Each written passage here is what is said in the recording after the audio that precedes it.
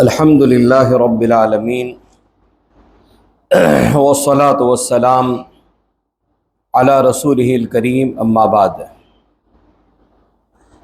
کل آپ کے سامنے موسیٰ علیہ السلام کی پیدائش کے بارے میں ایک واقعہ قرآن سے بیان کیا گیا تھا۔ اب قرآن ہی کے اندر ابراہیم علیہ السلام اور بادشاہ نمرود، ان دونوں کی ایک بحث ہوئی اور نمرود نے ابراہیم علیہ السلام سے اللہ کے بارے میں جو جھگڑا کیا اس کا مختصر آپ کے سامنے بیان کیا جا رہا ہے۔ اللہ تعالیٰ قرآن میں کہتا ہے الم تر الی الذی حاج ابراہیم فی ربہ ان آتاہ اللہ الملک، کہ کیا آپ نے اس کو نہیں دیکھا کہ جو ابراہیم علیہ السلام سے ان کے رب کے بارے میں جھگڑا کر رہا تھا۔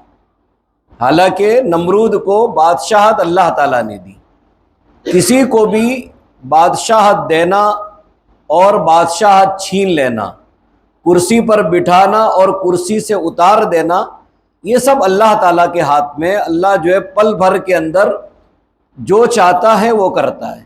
تو وہ ابراہیم علیہ السلام سے جھگڑ رہا تھا اللہ تعالیٰ کے بارے میں۔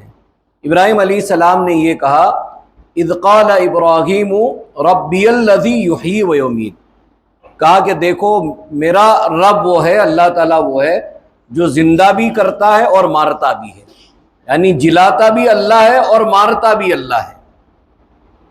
تو اس پر نمرود یہ کہنے لگا قال انا احیی و امیت، کہا یہ کون سی بڑی بات ہے، کہا میں بھی مارتا ہوں اور میں بھی زندہ کرتا ہوں۔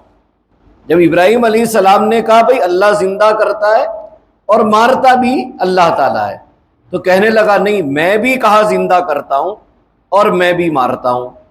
اس کے بارے میں کچھ تفسیروں میں اور کچھ علماء نے ایسا لکھا ہے کہ نمرود تھا تو پھر اس نے جو ہے دو لوگوں کو بلایا اور انتہائی گرم کھولتا ہوا پانی، کہتے ہیں ایک بڑے سے دیگ کے اندر اس نے رکھا اور دو لوگوں کو بلایا، ایک کو جو ہے اس نے اس گرم کھولتے ہوئے پانی میں ڈال دیا جس سے وہ مر گیا، تو کہتے دیکھو میں نے اس کو مار دیا۔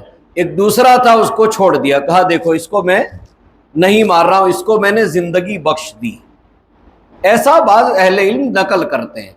تو اس نے یہ کہا دیکھو میں تو ایسا ہے، کہا اس میں کون سی بڑی بات ہے، اس کو مارا، کہا یہ میں کر سکتا ہوں، کہا دیکھو اس کو چھوڑ دیا۔ تو ابراہیم علیہ السلام نے اس کو پھر کہا اچھا تو ایسا کہتا ہے، قال ابراہیم فإن اللہ یأتی بالشمس من المشرق، کہا اچھا ایسا ہے تو یہ بتاؤ کہ اللہ تعالیٰ جو ہے سورج کو مشرق سے نکالتا ہے، یہ سورج جو طلوع ہوتا ہے کہا وہ مشرق سے طلوع ہوتا ہے، تو فأتی بہا من المغرب، کہا تم اپنے آپ کو جب کہتے ہو کہ تم رب ہو، اپنے آپ کو اللہ سمجھتے ہو، تو کہا ایک کام کرو سورج کو تم مغرب سے نکالو، یعنی جس طرف سورج ڈوب رہا ہے تو کہا تم سورج کو اس طرف سے نکال کر کے دکھاؤ۔ اتنا کہنا تھا تو اللہ تعالیٰ کہتا ہے فَبُہِتَ الَّذِي كَفَرَ، جب ایسا ہوا تو وہ کافر ہکا بکا رہ گیا۔ یعنی انسان ایک چیز یہ سمجھ میں آتی ہے کہ دنیا میں کئی لوگ، ان کو اگر اللہ تعالیٰ کچھ دے دیتا ہے تو کچھ لوگ ایسے ہیں کہ جب کچھ مل جائے تو وہ اپنے کنٹرول سے بھی باہر ہو جاتے ہیں، وہ یہ سمجھتے ہیں کہ دنیا میں ہم کو سب کچھ مل گیا، جیسے نمرود نے یہاں سمجھا رہے اچھا کہا میں بھی زندہ کر سکتا ہوں اور میں بھی مار سکتا ہوں۔ پھر اللہ تعالیٰ کہتا ہے واللہ لا یہدی القوم الظالمین، اللہ تعالیٰ جو ہے وہ ظالم قوم کو کبھی ہدایت نہیں دیتا ہے۔ جو انسان تکبر کرتا ہے، گھمنڈ کرتا ہے، تو اللہ تعالیٰ نے اس کی تباہی لکھی ہے، اس کی بربادی لکھی ہے، اور کبھی جو ہے اپنے آپ کو انسان کو اللہ کو بھولنا نہیں چاہیے۔ اس کے آگے بھی کچھ چیزیں ہیں، وہ انشاءاللہ ایسے چھوٹے چھوٹے واقعات ہیں جو قرآن کریم میں ہیں، جس سے ہم لوگ کچھ عبرت حاصل کر سکیں، نصیحت حاصل کر سکیں، آپ کے سامنے بیان کیے جائیں گے۔ آج کا سوال یہ ہے کہ جس طرح سے اللہ تعالیٰ نے ابراہیم علیہ السلام کو بڑھاپے میں اولاد دی، جیسے اللہ نے ابراہیم علیہ السلام کو بڑھاپے میں اولاد دی، ویسے ہی اور ایک نبی ہے جن کو اللہ نے بڑھاپے میں اولاد دی تھی۔ کون؟ زکریا علیہ السلام۔ زکریا علیہ السلام کو بھی اللہ نے بڑھاپے میں اولاد دی تھی۔ وہ کہتے ہیں رب انی وہن العظم منی واشتعل الرأس شیبا ولم اکن بدعائک رب شقیا۔